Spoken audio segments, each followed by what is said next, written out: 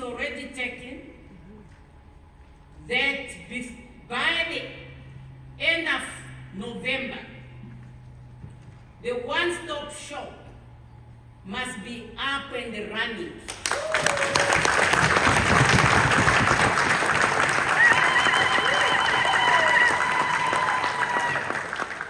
It is going to be hosted at the old SME building back. That's where the place is already cleaned, the furniture is available, and all ministers who are supposed to be there, they are already directed to make sure that senior officials are placed in that building.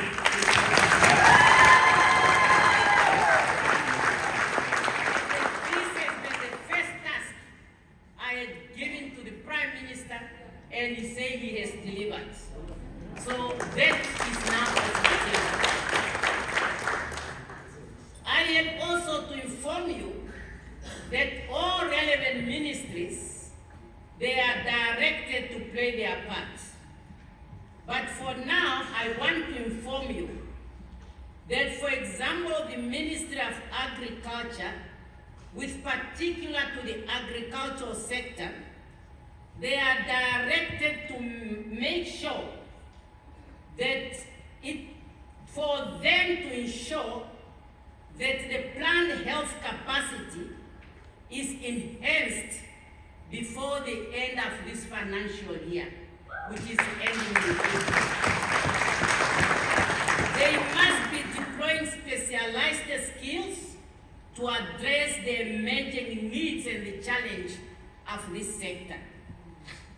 The Ministry of Agriculture is also to speed up the establishment of the structure to commence the implementation of the transformation of the agro-food sector implementation plan, which identified priority investment areas and classified stakeholder roles by December 2025.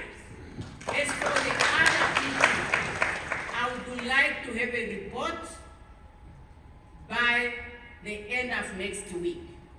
Issues that we addressed. The Ministry of Home Affairs must ensure that the immigration bill is enacted before the end of financial year. The Ministry of Home Affairs must improve the infrastructures at the Hosea Kutako International Airport by adding more counters if they are needed in the arrival halls. We must also review, as a matter of urgency, the visa regime and simplify visa application forms to make it clear for investors and visitors to access the special visa program. As the Minister of International Relations and Cooperation, now I'm the President. I have been saying, and now I'm saying it, serious investors who are proving that they really have the money, let us give them 5 years investors visa. I don't want to open the country to unwanted elements, but I'm talking about real investors. And I'm sure the current minister will behave for the same, because if it's not done, she's going to face that on every day of her operation. I hate it, I know it will happen. And then the Minister of Home Affairs should digitalize the application for employment and student permit for easy processing and facilitation as of April 2023. By 2026.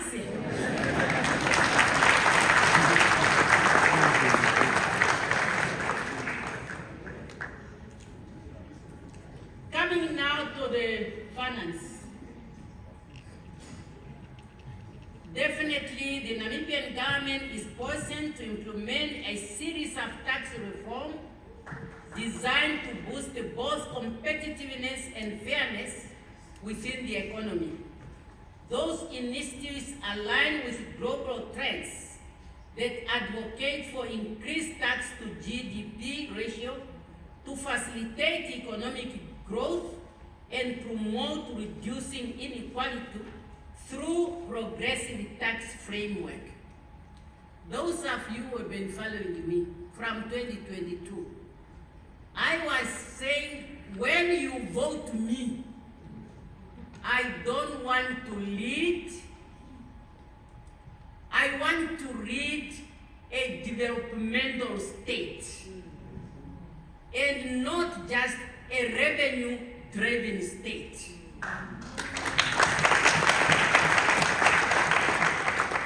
I believe if we work together under a developmental state, whereby as I'm taking my tax, I also want to leave something for you, but not for you to squander, to invest back so that you can increase my revenue collection.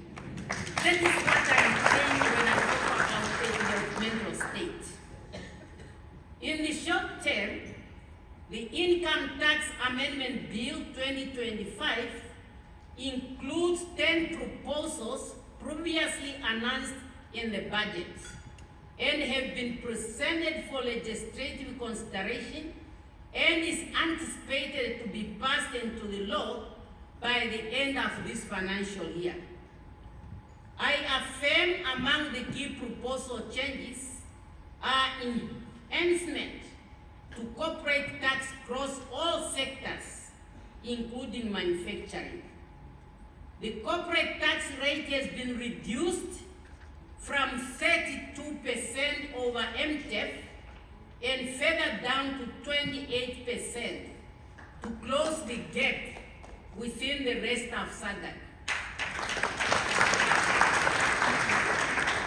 Another thing that is happening, there is new differentiated reduced rate of 20% for small and medium enterprise to support local entrepreneurs during their growth phase, and a 20% tax rate for special economic zone enterprises, in line with the global expectation for corporates to pay a minimum fair share of taxes where they have economic activities. Considering the deliberations of the past 2 days, the Minister of Finance is directed to investigate the possibility of any additional categories under the special economic zone taxation structure.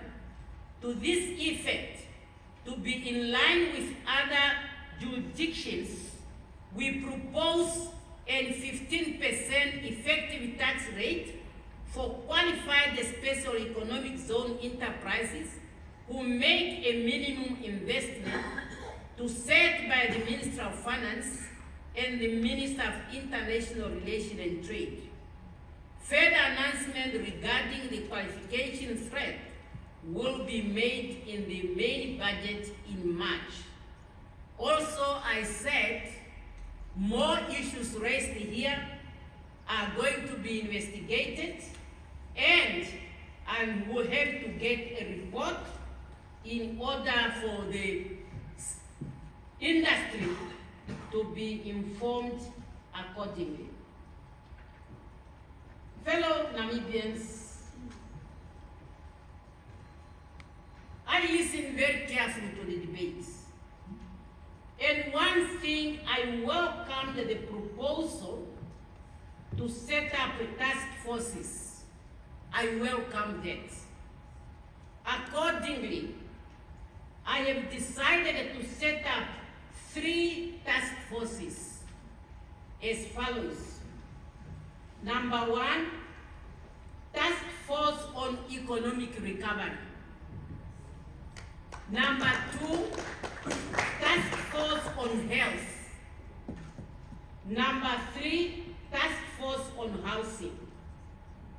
With this, I'm mandating the Secretariat of this forum, como Director General of National Planning Commission, to work out the modalities, because I can see that those who participated in the working groups and the different committees are going to be the nucleus of this task force. But of course, the public sector will also be represented. The Secretariat has to report to me by the end of this week, starting on Monday, to enable me to constitute those task forces, and for them to start working immediately and report to myself by the end of January 2026. I know the proposal here was talking about 2 months. I'm giving November and December, but then by January, I must get the report that will help me to decide on the way forward. Fellow Namibians, as we conclude this forum once again, I'm encouraged by the unit of purpose that filled every session we held.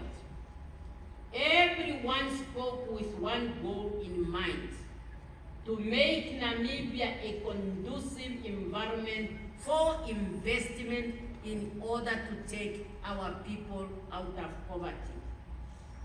We know that great societies are built by men and women who planted trees under whose shade they may never sit. That is the kind of vision and selflessness that must guide us. I thank once again everybody for participation, for your honest discussion, for the energy that defined every session we have had. Let us continue with one heart and one mind, because Namibia's true success will never be measured by what divides us, but what unites us.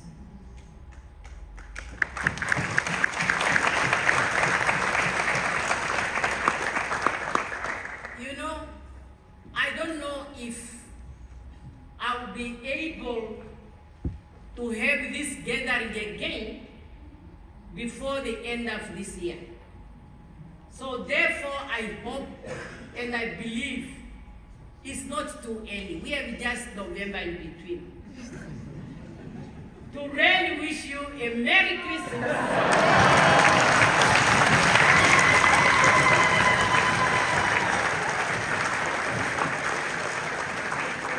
Very soon we are going to see the Independence Avenue brighter than any before.